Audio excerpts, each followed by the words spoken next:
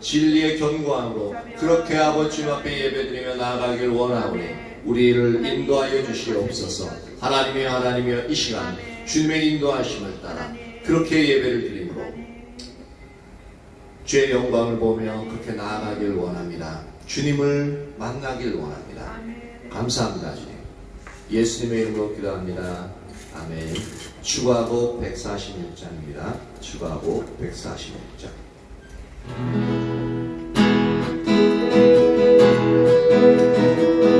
지존하신 하나님, 진노하신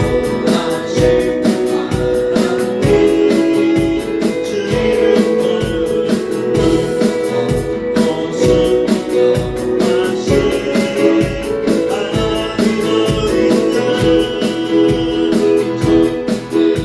전능하신 하나님,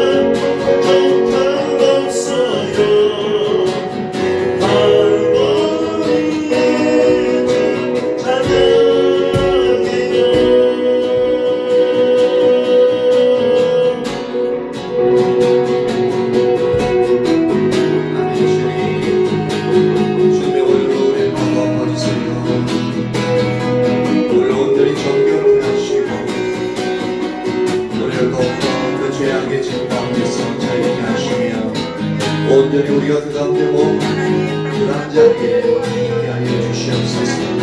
우리 모든 사람이 순간순간 주님을 의지하고 죄악의 자리에서 감사히 일어나게 하시고 정죄함의 자리에서 일어나게 하시고 죄책감에서 벗어나게 하시옵소서.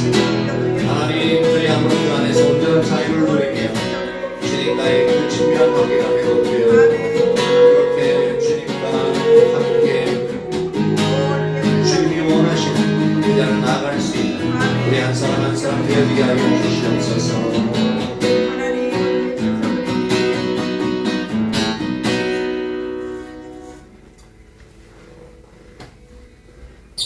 주화복 64장입니다.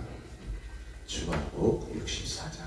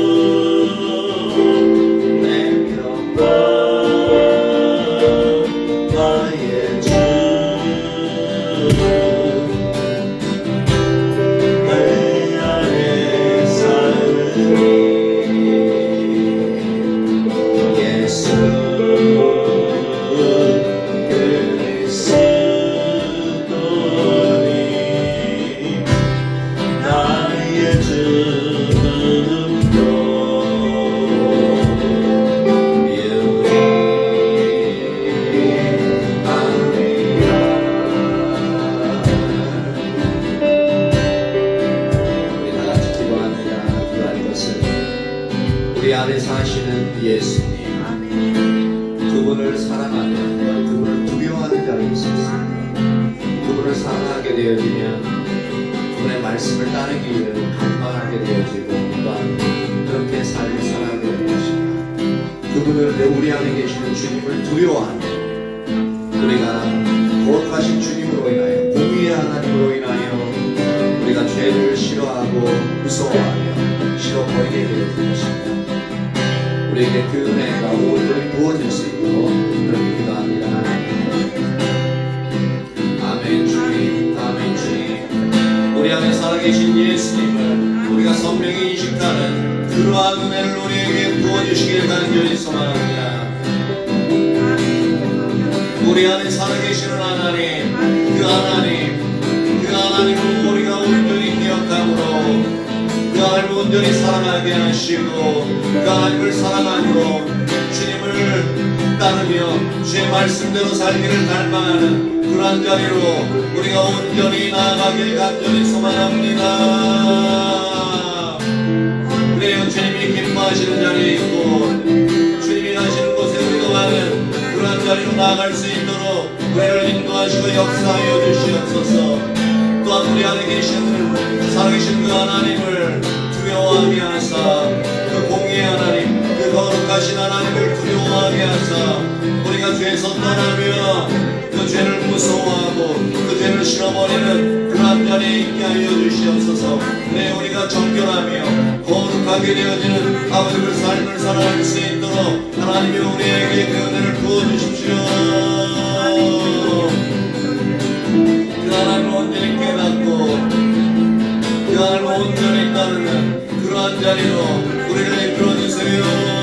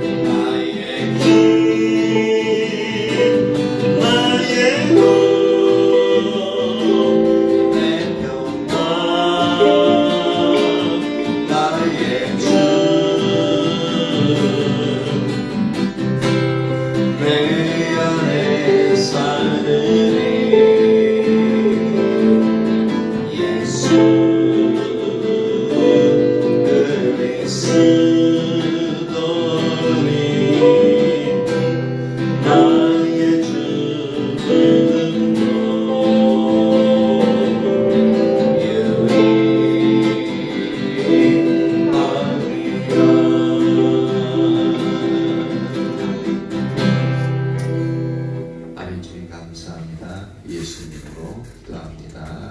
아멘.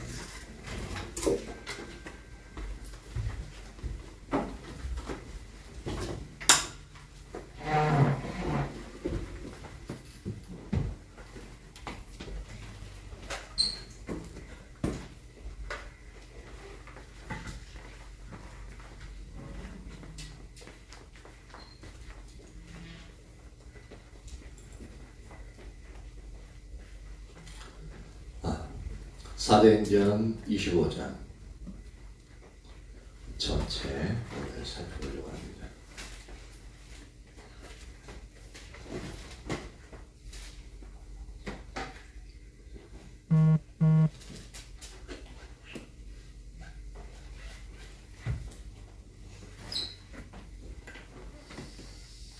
사도행전 25장 1절부터 27절까지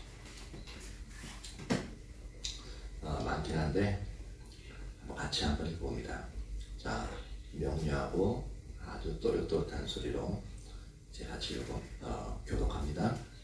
베스도가 부임한 지 3일 후에 가이사라에서 예루살렘으로 올라가니 대제사장들과 유대인 중 높은 사람들이 바울을 고소할세 베스도의 호의로 바울을 예루살렘으로 옮기기를 청하니 이는 길에 매복하였다가 그를 죽이고자 함이더라.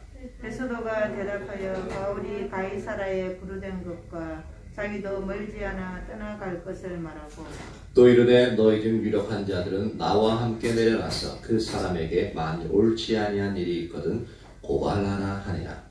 베스도가 그들 가운데서 8일 혹은 10일을 지낸 후 가이사라로 내려가서 이튿날 재판 자리에 앉고 바울을 데려오라 명하니 그가 나오매 예루살렘에서 내려온 유대인들이 둘러서서 여러 가지 중대한 사건으로 고발하되 능히 증거를 대지 못한지라. 바울이 변명하여 이르되 유대인의 율법이나 성전이나 가이사에게나 내가 도무지 죄를 범하지 아니하였노라 하니 베스도가 유대인의 마음을 얻고자 하여 바울더러 묻되 네가 예루살렘에 올라가서 이 사건에 대하여 내 앞에서 신문을 받으려느냐. 바울이 이르되 내가 가이사의 재판 자리 앞에 섰으니 마땅히 거기서 신문을 받을 것이라. 당신도 잘 아시는 바와 같이 내가 유대인들에게 불의를 행한 일이 없나이다.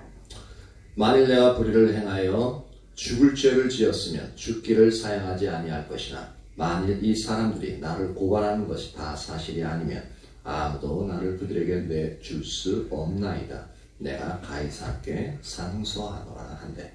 베스도가 배석자들과 상의하고 이르되 너가 가이사에게 상소하였으니 가이사에게 갈 것이라 하니라. 수일 후에 아그리빠 왕과 버니게가 베스도에게 문안하러 가이사랴에 와서 여러 날을 있더니 베스도가 바울의 일로 왕에게 고하여 이르되 벨릭스가 한 사람을 부르하여 두었는데 내가 예루살렘에 있을 때에 유대인의 대제사장들과 장로들이 그를 고소하여 정죄하기를 청하기에 내가 대답하되 무릇 표구가 원고들 앞에서 고소사건에 대하여 변명할 기회가 있기 전에 내주는 것은 로마 사람의 법이 아니라 하였더라. 그러므로 그들이 나와 함께 여기 오매 내가 지체하지 아니하고 이튿날 재판 자리에 앉아 명하여 그 사람을 데려왔으나 원고들이 있어서 내가 짐작하던 것 같은 악형의 혐의는 하나도 제시하지 아니하고 오직 자기들의 종교와 또는 예수라는 이가 죽은 것을 살아있다고 바울이 주장하는 그 일에 관한 문제로 고발하는 것뿐이라.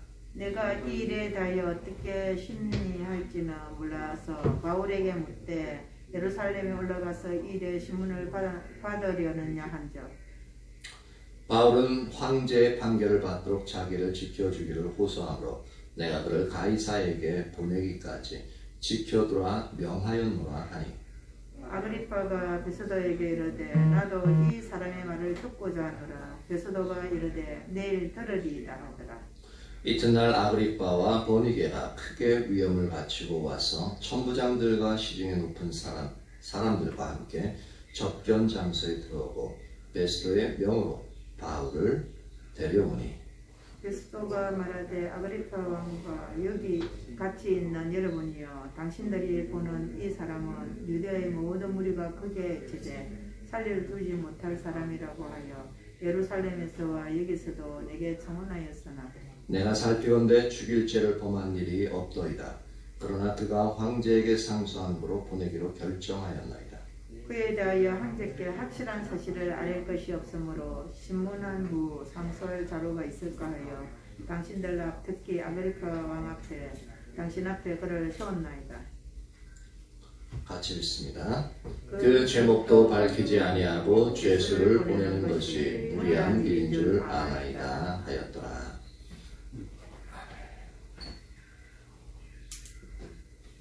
사도행전 24장에서도 그렇지만 25장에서도 그러니까 사도 바울이 감옥에서 있으면서 심판받는 그러니까 심판받는다고 표현해야 되나? 그러니까 유대인들은 고소하고 바울은 그것을 변호하는 그 영역을 계속적으로 보여주고 있죠. 근데 이제 벨릭스가 24장에 보면은 그가 이제 유대의 총독으로 있으면서 이제 바울을 2년 동안 붙잡아놨는데, 왜냐하면 그 2년은 이제 벨릭스가 이제 떠나고 새로운 총독이 오기 전까지 그렇게 붙잡아놨었어요. 근데 벨릭스는 사도 바울이 죄가 없는 줄 아는데 몇 가지 이유가 있어서 사도 바울을 붙잡았죠. 첫 번째는 뭐냐면 유대인들의 마음을 이렇게 환심을 얻기 위해서. 유대인들의 마음을 얻기 위해서 붙잡아뒀는데 죄는 없으니까 어떻게 해요? 감옥에는 이렇게 이제 잡아놓되 이제 자유를 주어가지고 이제 좀 이제 죄수인데 죄수가 아닌 그런 이제 자유를 누리게끔 해줬어요. 두 번째는 이제 그 과정 중에서 이제 사도 바울과 이야기하게 되었는데, 그것은 이제 사도 바울이 이제 돈이 좀 많은가 싶어가지고 돈을 좀 얻을까 싶어가지고 그를 붙잡아뒀어요. 왜냐하면은 돈이 많으면은 그렇게 얘기하면서 돈을 좀 주면 이제 풀어줄 요량으로 아마 그랬던 것 같아요. 뇌물 먹고 그 뇌물은 상당히 효과가 많기 때문에 풀어줄 수 있어요. 근데 뇌물은 줄 생각을 안 하고 사도 바울이 어떻게 해요? 그 예수 그리스도 복음을 전하면서 의와 절제와 하나님의 심판, 장차올 심판에 대해서 얘기하니까 상당히 그 말씀이 두렵게 느껴졌던지 이제 물러가라 그러고, 그리고 나중에 또 다시 불러서 또 얘기하고, 그러니까 뭔가 이렇게 양심에 갇히게 되는 것도 있고, 그래서 듣는 건 좋은데 상당히 듣기 껄끄러운 말들. 그러면서 이제 벨릭스는 복음을 이제 듣게끔 되어지는 거죠. 근데 결과적으로는 믿지 않죠. 그만큼 이제 2년 동안 있으면서 구원받을 수 있는 이제 그런 자리에 있었는데, 그는 이제 그 특권을, 그 은혜를 그가 자신이 이제 이렇게 스스로 선택하지 못했던 것을 볼 수가 있습니다. 그래서 벨릭스가 가고 이제 베스도가 다시 다음 총독으로 왔어요. 근데 여기 보면은 베스도가 있고 밑에 보면 이제 아그리빠 왕이라는 사람이 나와요. 13절에 보면 수일 후에 아그리빠 왕과 버니게가 베스도에게 문안하러 가이사라에 와서, 아그리빠 왕이라는 사람은 그 지역에 로마가 다스리는데, 로마 제국이잖아요. 로마 제국인데 이 정복한 지역에 그 지역에 영향력 있는 인물을 뽑아가지고 이제 그 지역을 다스리는 왕으로서 자기를 줘서 다스리게 해요. 그러니까 그 지역 세력이죠. 근데 이제 그 지역 세력인데, 그러니까 왕이니까 어떻게 해요? 로마 황제가 있고 그 밑에 왕이 있는 거잖아요. 왕이 있는데 그 지역을 다스리는, 그 지역 내에서는 절대 군주가 되는 거죠. 근데 이 지역 내에서 왕으로서 다스리지만 이 왕들이 로마에 이렇게 적대적일 수도 있어요. 로마 제국을 잘 이렇게 친하지 않고 자기의 세력을 불려가지고 반란을 일으킬 수도 있거든요. 그러니까 그것을 견제하기 위해서 어떻게 해요? 로마에서 직접 파견된 총독을 두는 이유가 거기 있어요. 그 자기는 총독이 아그리빠 왕보다는 낮을지 몰라도, 근데 로마 직속이기 때문에, 황제 직속이기 때문에 이 견제하는 세력으로서 로마 군인들이 이제 총독에게 있게끔 되어지는 거죠. 그래서 그 지역의 토호들인 왕과 이제 총독이 이제 있으면서 서로 견제하면서, 로마 황실에서는 그 지역 왕들을 이제 견제하면서 그 지역을 이제 통치하는 그러한 역할들을 했습니다. 그래서 이 두 인물이 이제 여기서는 가장 중요한 인물로서 나오는데, 그래서 이제 1절 베스도가 부임한 지 3일 후에 가이사랴에서 예루살렘으로 올라가니, 가이사랴에서 예루살렘 올라가는 게 한 4-50km 돼요. 근데 3일 만에 가이사랴에서 예루살렘으로 떠나요. 왜 그러느냐? 원래 새롭게 부임하면 어떻게 되어져요? 그 지역 민심을 알고 어떻게 사정이 어떤지 알아서 쭉 지방 순회하잖아요. 그렇죠? 지방 순회하면서 순회를 하는데 가장 먼저 어디로 가냐면 예루살렘으로 가요. 왜냐하면 유대에서는 예루살렘이 가장 중심지이기 때문에. 그렇게 올라가서 올라가니까 이제 총독이 오니까 어떻게 되어져요? 그 유대 지역에 있는 예루살렘 지역에 있는 대제사장과 유대인들이 높은 사람이니까 이제 그 지역의 예루살렘에 이제 영향력 있는 그 당시 사내들인 공의 회원이겠죠. 그 사람들이 전부 다 총독을 만나러 나갑니다. 그러면서 만나자마자 막 다른 소리 했을 텐데 그 중에서도 가장 대표적인 게 여기 나온 거예요. 대제사장들과 유대인 중에 높은 사람들이 바울을 고소하고 있다는 겁니다. 왜 그럼 만나자마자 베스도는 알지도 못하는 바울을 고소하는가라는 거죠. 그건 3절에 그 이유가 나옵니다. 베스도의 호의로 바울을 예루살렘으로 옮기기를 청하니 이는 길에 매복하였다 그를 죽이고자 함이더라. 이게 정치적으로 보면 상당히 자기들의 목적을 이루기 위해서 이제 베스도는 처음 부임해 왔기 때문에 그 지역에 그 지역을 다스리는 이제 지역 귀족들하고 잘 이렇게 마음이 맞아 다스리기가 쉽거든요. 안 그러면 발라이라고 말 안 듣고 세금 안 걷고 그러면 어떻게 됩니까? 상당히 다스리기가 힘들어지겠죠. 그러니까 그것을 유대인들이 알기 때문에 새로운 총독 오니까 어떻게 해요? 베스도의 호의로. 그러니까 그때 오면은 이제 지방 관리들의 말을 잘 들어주고 웬만한 것들은 다 들어주거든요. 왜냐하면 그게 환심을 사야 이제 잘 통치할 수 있으니까.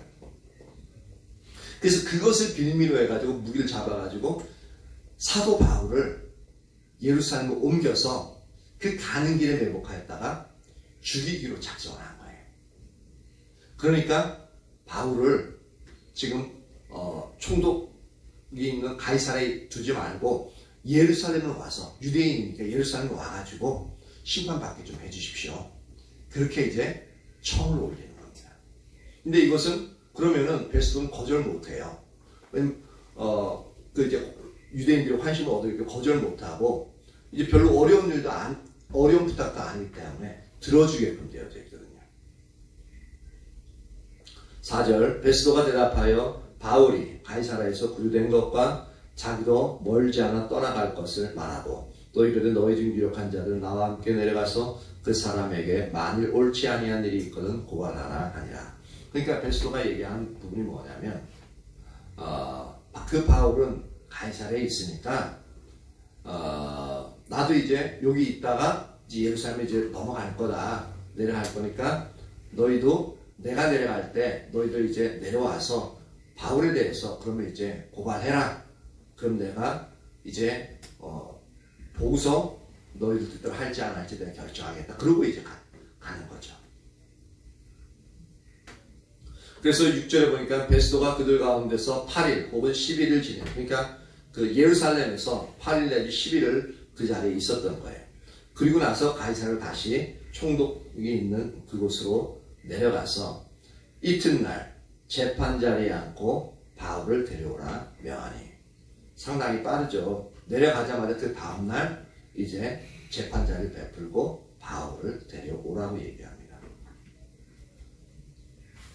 그러니까 그가 나오죠. 바울이 나오면 예루살렘에서 내려온 유대인들이 둘러서서, 그러니까 바울이 딱 나왔는데 그 주위에 쭉 둘러서가지고 여러 가지 중대한 사건을 고발하되 능히 증거를 대지 못하니라. 그러니까 물증은 전혀 없고 이제 들려오는 소리 또는 이제 이전에 했던 그 얼토당토 않은 소리들을 막 얘기를 하는 거예요. 그 중에는 이제 나중에 나오겠지만 하나님의 율법을 무시했다. 그리고 하나님의 성전을 더럽혔다. 그리고 이 사도 바울은 이제 온 지역을 소욕해 하는, 그러니까 폭동을 일으키는, 그래서 나라의 치안에 좋지 않은 사람이라고 그렇게 이야기를 하는 거예요. 그러면은 상당히 그 지역에 있어서 위험 인물이 되기 때문에 이건 그것이 실제적으로 밝혀지면 사도 바울은 빠져나갈 수도 없고 죽임을 당하게 되어져 있습니다. 그러한 죄들을 앞에서 했던 그 죄들을 다시 사도 바울에게 그렇게 막 뒤집어 씌우면서 그렇게 이제 고발하는 거죠. 근데 바울이 이제 8절에 변명하죠. 바울이 변명하여 이르되 유대인의 율법이나 성전이나 가이사에게 내가 도무지 죄를 범하지 아니하였노라 하니. 아까 얘기한 것처럼 유대인의 율법에 죄를 범하지 않았다. 즉 내가 유대인의 율법을 어기라고 얘기한 적 없다. 나도 바리새인으로서 유대인으로서 나는 하나님과 사람에 대해서 양심을 따라 그 하나님의 말씀대로 살기를 그렇게 내가 힘쓴다라고 이제 24장에서는 이야기하고 있습니다. 그 율법을 어기라고 하지 않았다라는 거죠. 그리고 성전에 죄를 범하지 않았다 이 얘기는 뭐냐면 성전에는 이제 이방인의 뜰이 있어요. 예루살렘 성전에는 이방인의 뜰이 있는데 거기 다른 데는 이방인들이 들어가지 못해요. 이방인의 뜰에는 그러나 이방인이 들어갈 수 있는데 예수님 시대 또 보면은 이방인의 뜰에 누가 있었냐면 장사꾼들이 많이 있었어요. 돈 바꿔주는 환전상이나 그러니까 재물을 파는 이제 짐승 또는 비둘기 파는 그런 성전 예배 이제 제사 드리는 이제 재물을 파는 그리고 돈을 환전해주는 그런 사람들이 많았기 때문에 그 이방인의 뜰에 이방인들이 실제로는 거기서 예배드리거나 하나님 찾아볼 수 없이 거기 장사꾼들이 들어와서는 안 되는 자리인데 그 이방인의 뜰에 전부 다 장사꾼들 장사하는 그런 상황이었죠. 근데 거기에는 이방인이 들어올 수 있었지만 성소 안으로는 들어오지 못했거든요. 근데 그 안에 사도 바울이 이방인을 데리고 들어왔다라고 뒤집어 씌우는 거죠. 그래서 성전을 더럽혔다라고 그렇게 고발했던 것을 나는 성전에 대해서 어떠한 죄도 범하지 아니하였다라고 변론하는 거고요. 그리고 가이사에게 내가 도무지 죄를 범하지 아니하였다라는 말하고 있는데 왜 여기서 사도 바울이 가이사는 로마 황제를 의미하잖아요. 로마 황제를 의미하는데 이 칭호에 우리나라 대통령 하는 뜻이 가이사 황제라는 라고 하는데 가이사에게 이제 내가 도무지 죄를 범하지 아니했다는데 그래서 왜 그럼 가이사에게 죄를 범하지 아니했다라고 얘기하냐면은 유대인들이 사도 바울을 어떻게 고발하느냐면은 이는 반란자여 또는 소요를 일으키는 자다. 가는 데마다 소요를 일으키는 자다라고 그렇게 고발했어요. 그러면서 예수라는 왕이 있다라고 예수가 메시아다. 예수가 주님이다. 여기서 주는 이제 퀴리오스라는 단어예요. 근데 그 퀴리오스라는 단어는 로마의 황제를 의미해요. 그 당시 로마의 황제를 가르치는 단어가 퀴리오스였어요. 근데 예수님에게 즉 예수님이 퀴리오스다. 그럼 예수님하고 황제를 동급으로 놨어요. 그러니까 뭐라 하기 쉬운 게 용어 자체를 예수님을 이제 황제라는 그 얘기만 쓰는 주님이라는 단어를 쓰다 보니까 이제 반란자도 충분히 몰아세울 수 있거든요. 그런데 얘기하는 것이 이제 나는 가이사에게 절대로 죄를 범하지 아니하였다. 왜냐하면 퀴리오스라는 단어를 썼지만 로마의 황제에 대항하는 다른 이제 세력, 반란의 세력이 아니라 우리의 영혼을 구원하시는 만유의 주로서의 그 의미로서 전달했기 때문에 같은 단어를 썼지만 절대로 황제에 대해서 도발하거나 반대했던 것은 아니었죠. 그러니까 죄를 범하지 아니하였다라고 말하는 겁니다. 이렇게 하나하나 조목조목 얘기하니까 유대인들이 더 이상 반박할 근거를 갖지 못한 겁니다. 만약에 이게 틀렸다면은 막 더 그냥 떠들고 증인이 여기 있으면 증거가 여기 있으면 할 텐데 그런 걸 하지 못하잖아요. 그런데 베스도가 그 9절 유대인의 마음을 얻고자 하여 바울더러 묻되 네가 예루살렘에 올라가서 이 사건에 대하여 내 앞에서 신문을 받으려느냐.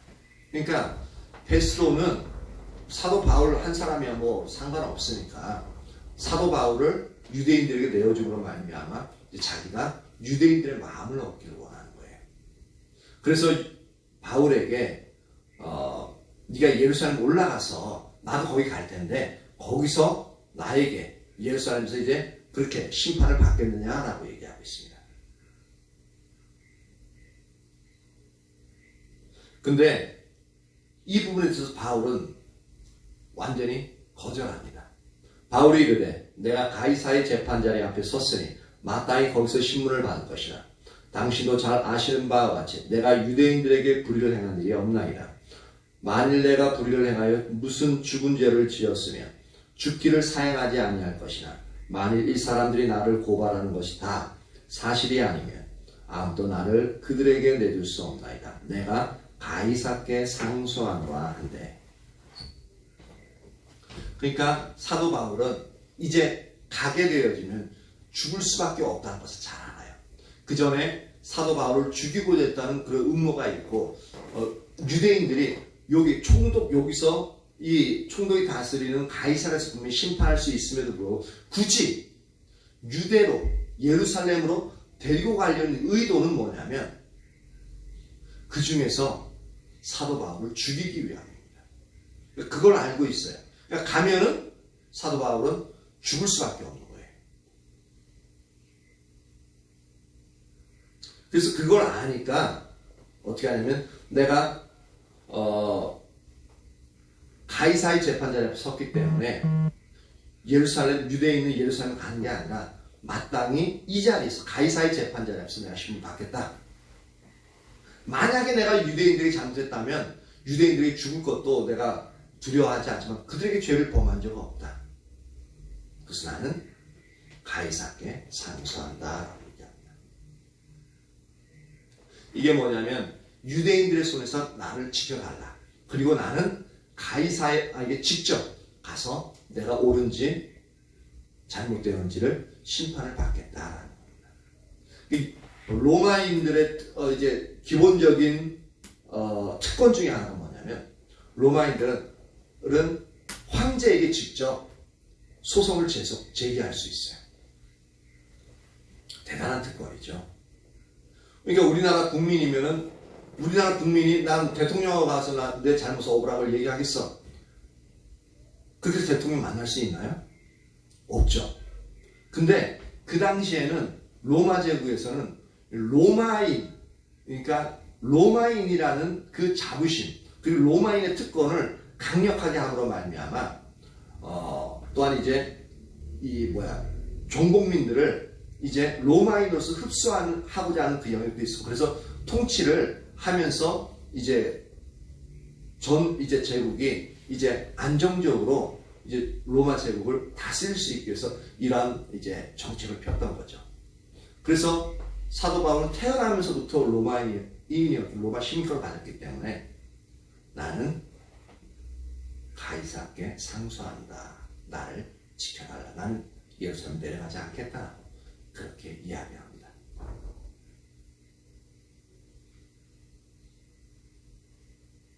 그러니까 12절에 베스도가 배석자들과 상의하고 이르되 내가 가이사께 상소하였으니 가이사에게 갈 것이라 하니라. 그러니까 이거는 뭐 어쩔 수 없어요. 근데 가이사께 이제 호소한다 그러면 다른 데 보낼 수가 없어요. 안 그러면 딴 데 그래도 했는데도 불구하고 딴 데 보냈다. 그러면 그 보낸 사람이 모든 걸 다 책임져야 돼요.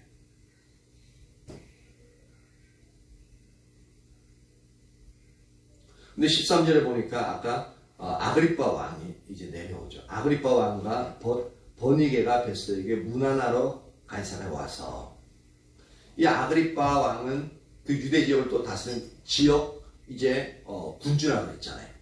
근데 로마에서 총독이 오니까 어떻게 되어져요?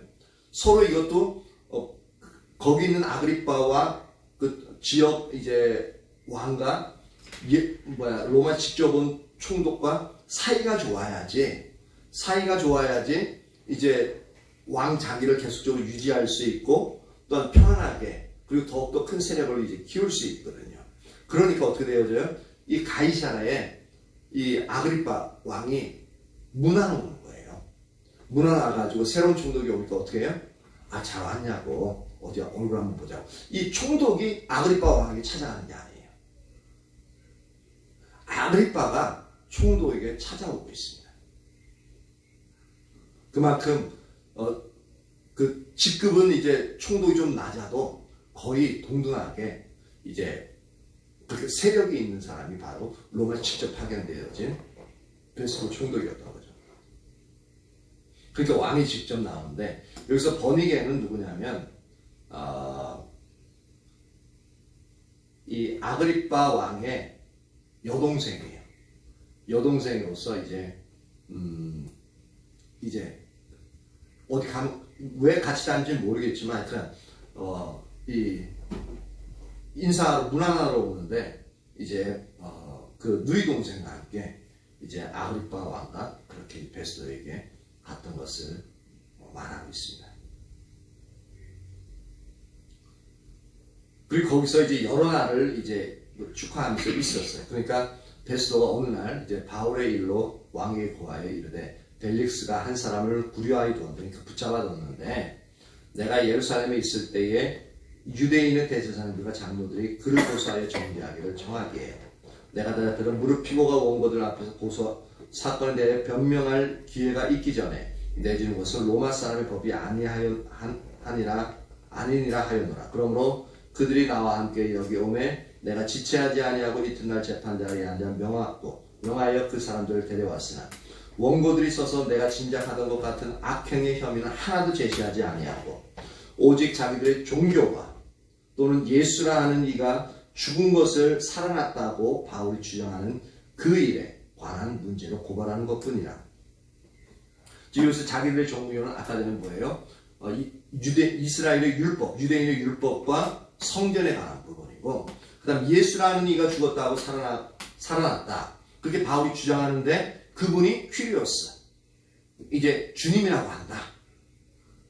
그리고 그게 반란 세력이 될 수 있다. 그러니까 모든 지역에 가서 그 지역을 막 소란케 하는 자다. 이제 그런 쪽으로 계속적으로 이제 얘기를 하더라. 근데 내가 보니까 어떤 증거도 없다. 그리고 그건 별로 문제가 되어지지 않는다라고 얘기하는 거예요.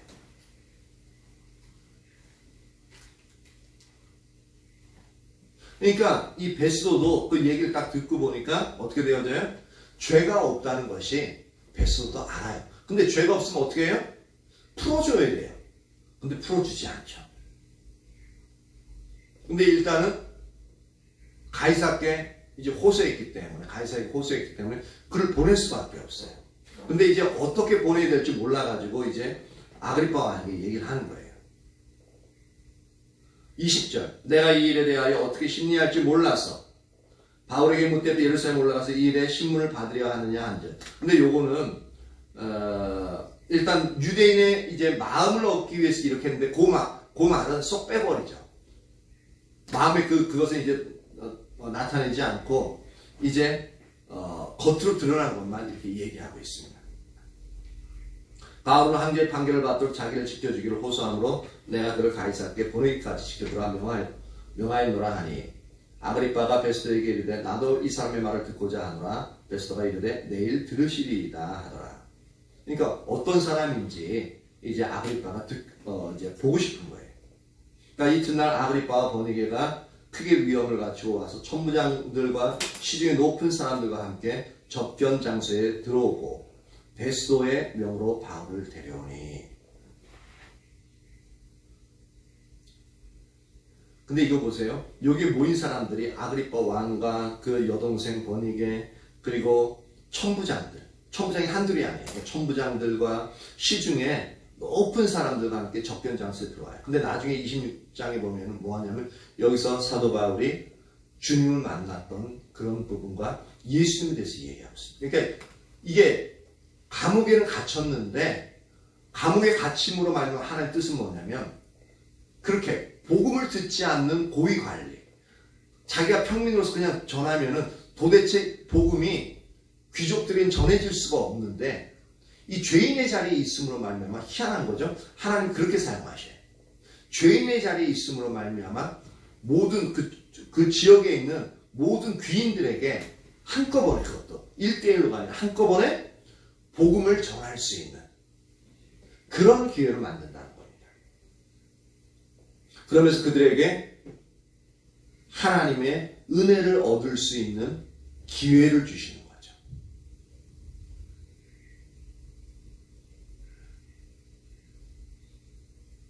그래서 24절 베스도가 말하되 아그리빠 왕과 여기 같이 있는 여러분이여 당신들이 보는 이 사람은 유대의 모든 무리가 크게 외치되 살려두지 못할 사람이라고 하여 예루살렘에서 여기서도 내게 청하였으나 내가 살피건대 죽일 죄를 범한 일이 없더이다. 그러나 그가 황제에게 상소한 거로 보내기로 결정하였나이다.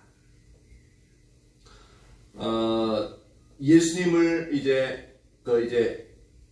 십자가 못 박으로 내주었던 빌라도도 예수님에게는 죄가 없다는 것을 알았잖아요. 그래서 때려서 놓겠노라 하고서 놓으려고 했는데 절대로 유대인들이 그것을 싫어했기 때문에 결국은 유대인의 말대로 십자가 못 박아 죽였거든요. 근데 죽일 죄가 없으면 풀어줘야 돼요. 풀어줘야 되는데 근데 풀어주지 않는. 근데 이제 그 과정에 사도 바울이 자기의 목숨을 이제 여기서 잃어버려서는 안 되니까, 그리고 왜 가이사에게 상고를 했냐면은 사도행전 23장 11절에 보면 그날 밤에 주께서 바울 곁에 서서 이르시되 담대하라 네가 예루살렘에서 나의 일을 증언한 것 같이 로마에서도 증언하여야 하리라. 이렇게 이 말씀을 주셨기 때문에 오히려 그렇게 가이사에게 항소하게 되어지는 이유가 바로 여기 있다는 겁니다. 안 그러면 더 변론했을 것 같아요. 나는 죄가 없다. 그러니까 나를 놓아달라 라고 충분히 할 수 있는데 놓아달라는 말이 아니라 오히려 이 가이사에게 항소하고 있다는 겁니다. 그러니까 이게 이제 주님이 인도하시는 영역들이 있는 거죠. 그리고 사도 바울은 그것을 인식하고 이제 가이사에게 로마로 가기 위해서 가이사에게 이제 항소하는 그러한 부분이 되어집니다.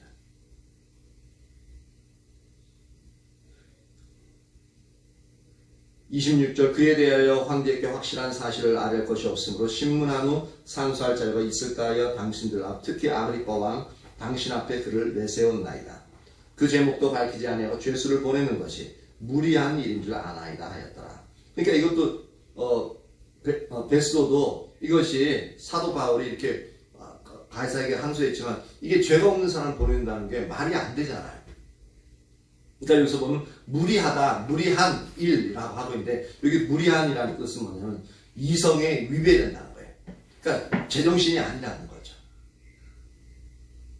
죄도 없는 사람을 죄인으로 소설하는 것은 제정신이 아닌 거죠. 그러니까 자신도 알아요.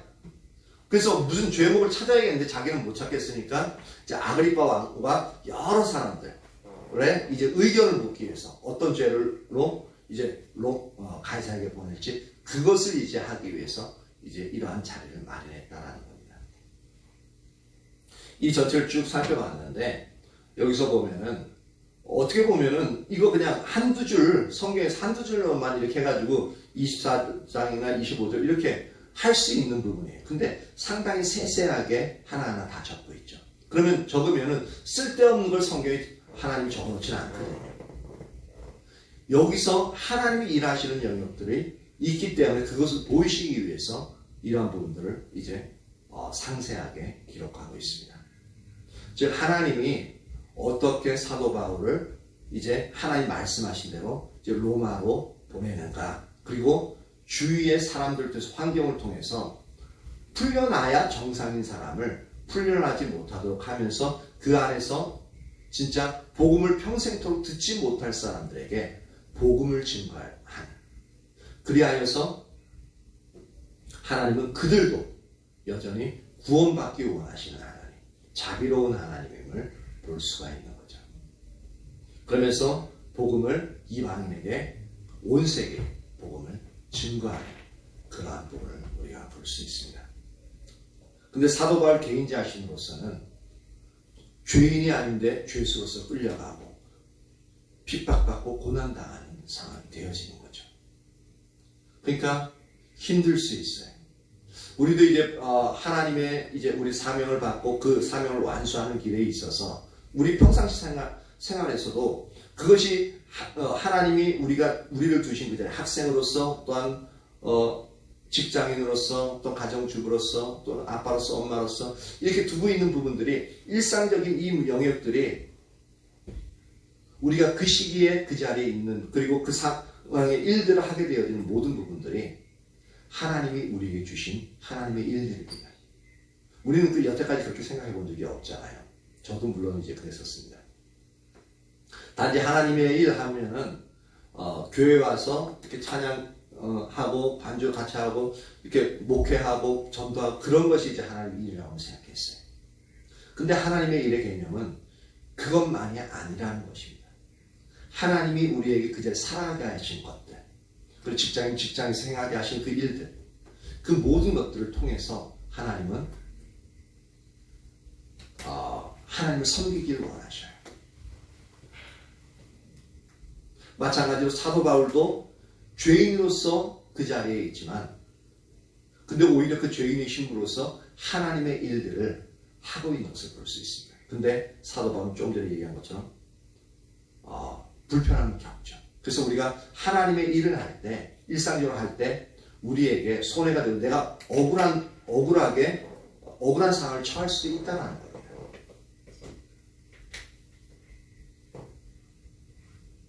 그런데 그 억울한 일을 처한다 할지라도 우리가 그곳에서 그 자리에서 우리의 일들을 성실하게 또는 신실하게 하나님의 영광에서 행하게 되어지면 하나님이 하나님의 일들을 우리를 통해서 행하시는 것이고 또한 우리는 여전히 일상생활이지만 하나님을 섬기는 일들을 하게끔 되어지는 겁니다.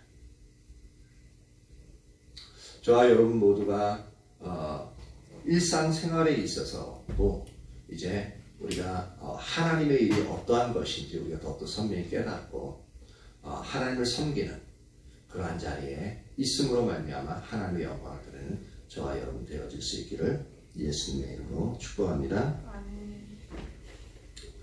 네, 반주 나오세요.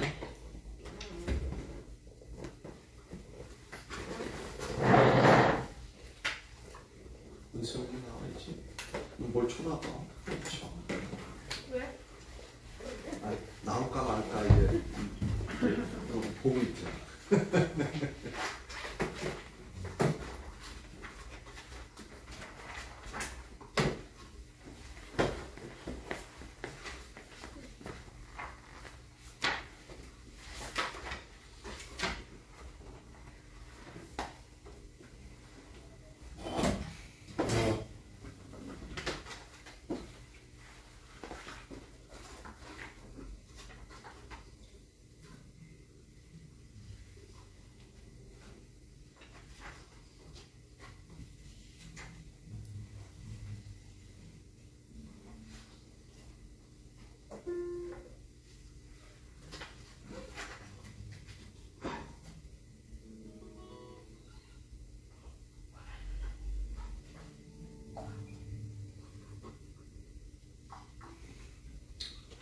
(38장) 할까요? 추가하고 38장.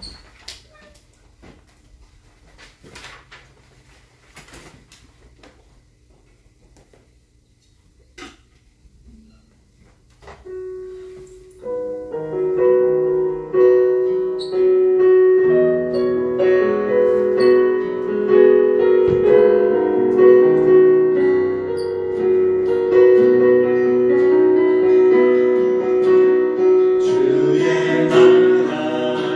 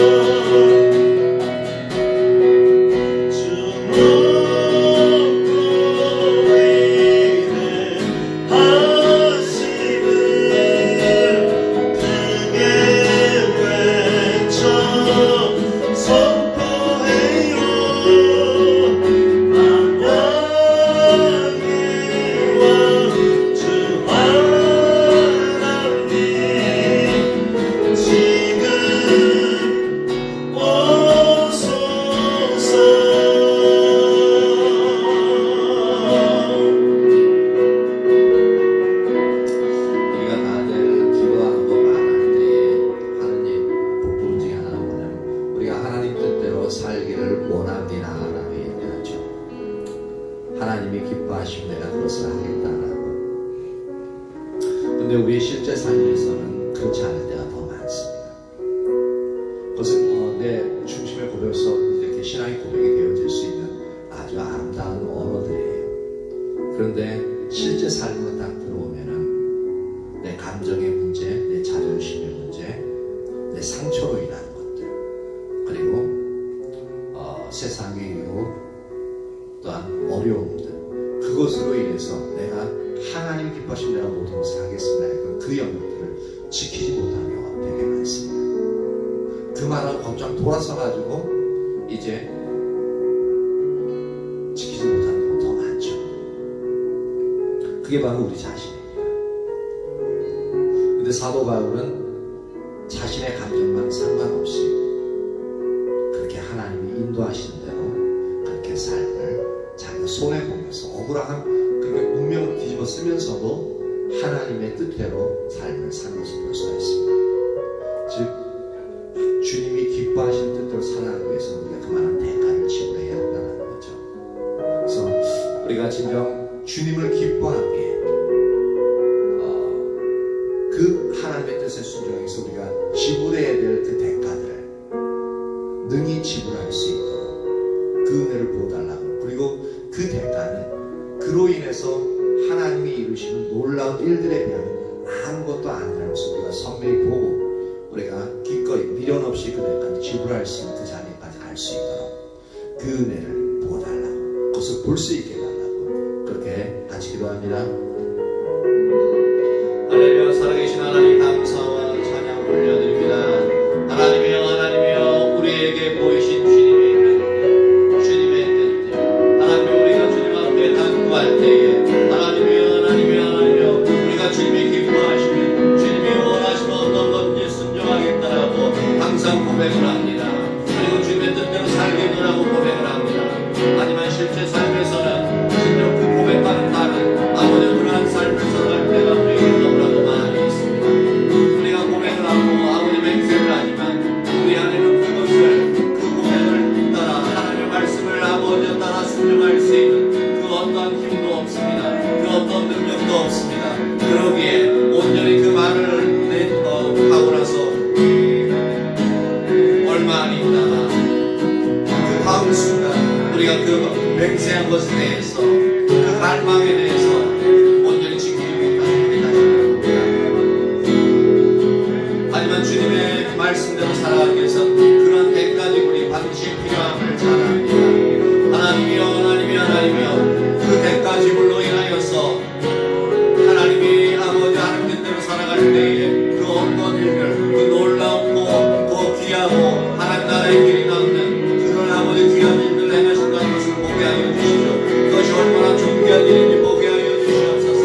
우리가 지불하는 대가 지불에 비해서 그것은 그 결과는 형용할 수 없이 아름다운 것이고 영원한 결과를 온전히 열매 맺는 그 일들임을 우리가 보게 하여 주십시오. 우리가 그 그것에 대해서 아버지여 기쁨으로 우리 대가를 지불하고 우리가 아버지 나의 아버지 유익을 바라지 않고 오직 주의 영광을 위하여 나의 유익을 버릴 수 있는 나의 아버지와 상처와 감정을 내려놓고 또 하나님이여 우리에게 있어 세상의 유혹을 내려놓고 하나님이여 주님을 따를 수 있는 아버지의 그런 자리에 아버지 우리가 설 수 있도록 그대를 부어주시길 소망합니다. 하나님 우리가 아버지 대가를 지불하지 못함으로 말미암아 오히려 주님 앞에 아버지여 주의 말씀에 불순종하는 자리에만 서지 않게 하시옵소서. 하나님 우리가 머리로 알지만 아버지 가슴으로 아버지 온전히 그 말씀 온전히 아버지 온전히 담아주지 못하게 우리 항상 범죄한 그 자리로 나아가게 되어집니다. 하나님 우리를 아버지 불쌍히 여겨주십시오. 하나님 우리를 불쌍히 여겨주십시오. 우리를 불쌍히 여기사 온전히 주의 말씀대로 주님이 기뻐하시는 대로 우리가 삶을 살아갈 수 있게 하시고 아버지 그 대가를 온전히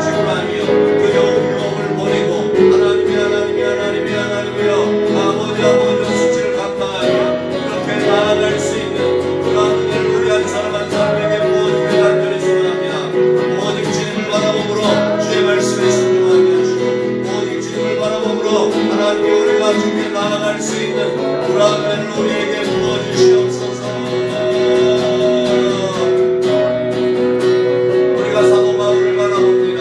그가 그의 아버지 백가를 지불함으로 온전히 그가 아버지 하나님께서 그를 통해서 놀라운 일들을 행하셨습니다. 아버지 그를 떠나 여러 사람들 앞에서 가장 아버지 권력자들 앞에서 주의 복음을 주의 영광을 선포하게 하셨고 아버지 그로 인해서 많은 사람들이 주께 나올 수 있는 그러한 아버지의 일들을 사도 바울의 아버지 희생을 통하여서 아버지 그 일들을 행하셨습니다. 하나님 아버지 우리가 아버지 주님을 위해서 아버지 기꺼이 아버지 버리는 대가를 치우라는 아버지 그런 모든 것들로 인하여서 하나님의 영광이 드러나는 온전히 보게 하시옵소서. 우리의 눈을 열어 아버지 주님께서 요구하신 우리에게 있는 작은 백가들이 얼마나 아버지 귀한 힘들로서 사용되어지는지 하나님이 우리로 보게 하여 주시옵소서. 그래야 아까워하지 않게 하시고 아버지 아파하지 않게 하시고 오히려 영광스러운 그 일들을 바라보며 주님이 어떻게 그것을 사용하실까를 보고 우리가 아버지 우리의 힘을 다하여 최선을 다하며 때로는 아버지 이빨과 눈물을 흘리는 한이 있다 할지라도 주님이 아름답게 사용하실 그 일들을 위하여 우리의 아버지 어르신을 아버지 기꺼이 주님 앞에 드리는 자들 되게 하여 주시옵소서. 우리의 중심을 아버지 주님께로 향하게 하시고 우리의 마음을 주님께로 향하게 하여 주시옵소서. 아버지 내가 아버지 주님을 따라가며 주 앞에 나아갈 것입니다. 하나님이 우리를 인도하여 주시옵소서. 우리를 이끌어 주시옵소서. 하나님 우리를 이끌어 주세요. 우리를 이끌어 주세요. 우리를 이끌어 주세요.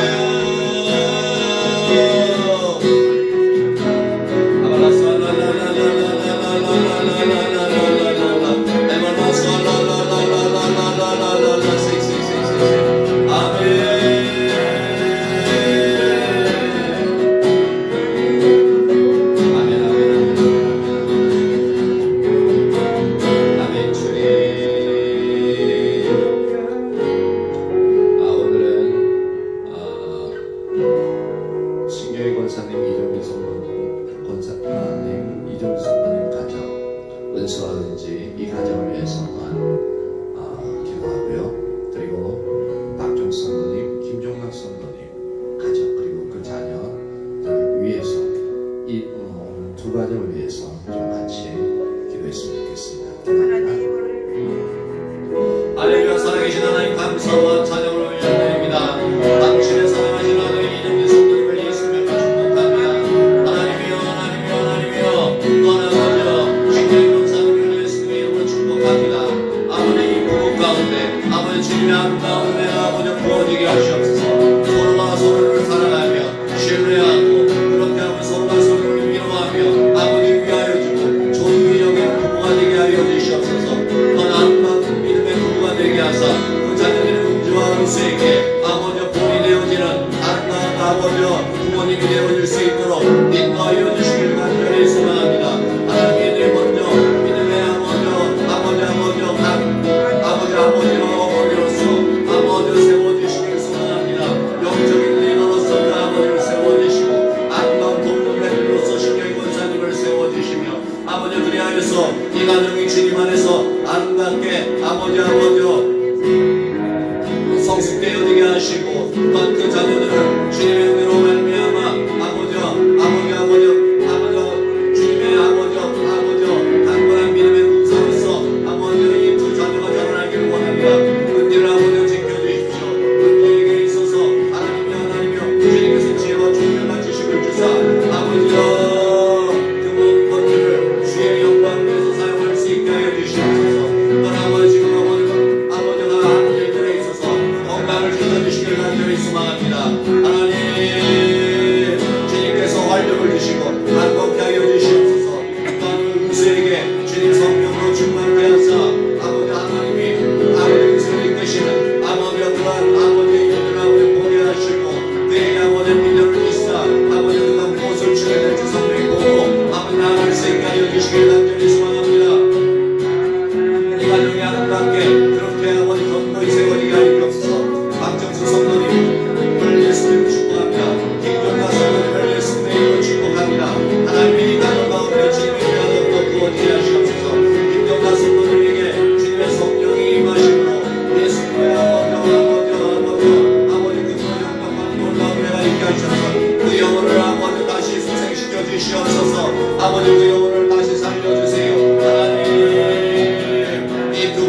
아름답게 하여 주시고 아버지 서로가 서로를 사랑하며 섬기는 아버지 그런 은혜가 있기를 원합니다.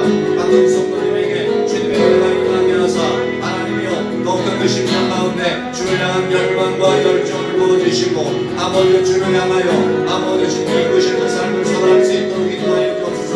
아버지 같은 성도님에게 아버지 강건한 노하여 주시옵소서. 아버지 그 약해 있는 체력을 아버지 붙잡아 주시고 아버지 강건함으로 주의 일을 행할 수 있도록 아버지 인도하여 주시길 소망합니다. 또한 그 자녀들이 예수님을 알 수 있는 은혜를 부어주시옵소서.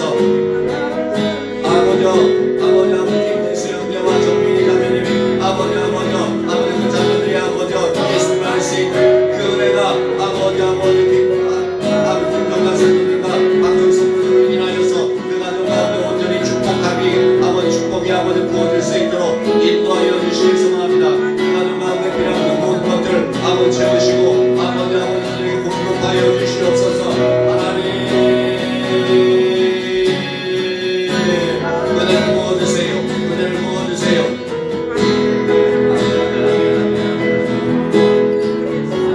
그리고 이제 청소년들이 지금 이제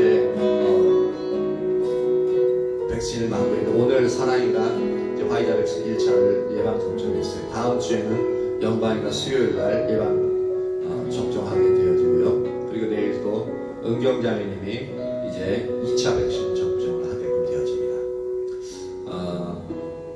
만에 하나 어떤 사고도 일어나지 않도록 잘 넘어갈 수 있도록 그렇게 은혜 하나님 지켜주시도록 그렇게 기도했으면 좋겠습니다. 기도합니다. 하나님 아버지 오늘 세상을 할렐루야 할렐루야. 살아계신 하나님 감사와 찬양 올려드립니다. 하나님의 은혜로 말미암아 아버지 이 코로나의 바이러스를 이길 수 있도록 하기 위해서 국가에서 뿌려놓은 하나님의 코로나 백신을 접종하고 있습니다. 아버지 그에게 아버지 사랑과 영광과 아버지 백신을 접종합니다. 하나님 온 사랑이 모든 백신 접종을 하였습니다. 하나님 아버지 무사히 순하게 넘어갈 수 있게 하시고 학자 형성되어지게 하시며 아버지 가정 가운데 아프지 않게 하시고 하나님이여 무사히 넘어갈 수 있는 은혜를 부어주시고 아버지 영광이가 다음 주 수요일을 받을 때 주님과 함께 하시고 아버지 강건할 수 있는 아버지 그러한 은혜를 부어주시기를 온전히 소망합니다. 또한 내일 아버지 금요일이니까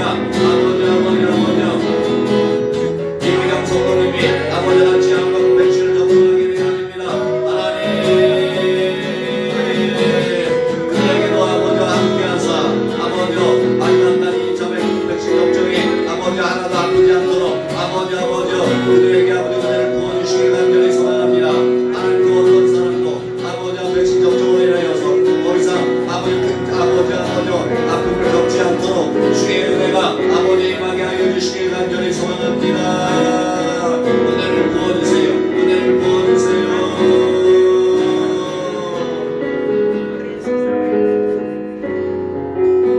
아멘. 주님 감사합니다. 이 3일 저녁 주님 앞에 나와 주님을 찾을 수 있게 하신 참 감사와 찬양을 올려드립니다. 우리에게 있어 더욱 주님을 알게 하시고 주님을 따르는 데는 반드시 우리가 치러야 될 대가가 있음을 기억하게 하시고 근데 그 대가가 하나님께 너무나도 아름답고 너무나도 귀하게 사용되어지는 분을 보게 하여 주시옵소서. 그래서 그 대가를 기꺼이 지불하는 그런 저희들 될 수 있도록 인도하여 주시길 간절히 소망합니다. 하나님 이 밤 이제 마치고 돌아갈 때에 그 돌아가는 그 길 안전하게 지켜주시고 또한 쉴 때에 주님의 생기로 풍성하게 그렇게 채워주사 회복시켜 주시기를 소망합니다. 감사합니다. 예수님 이름으로 기도합니다.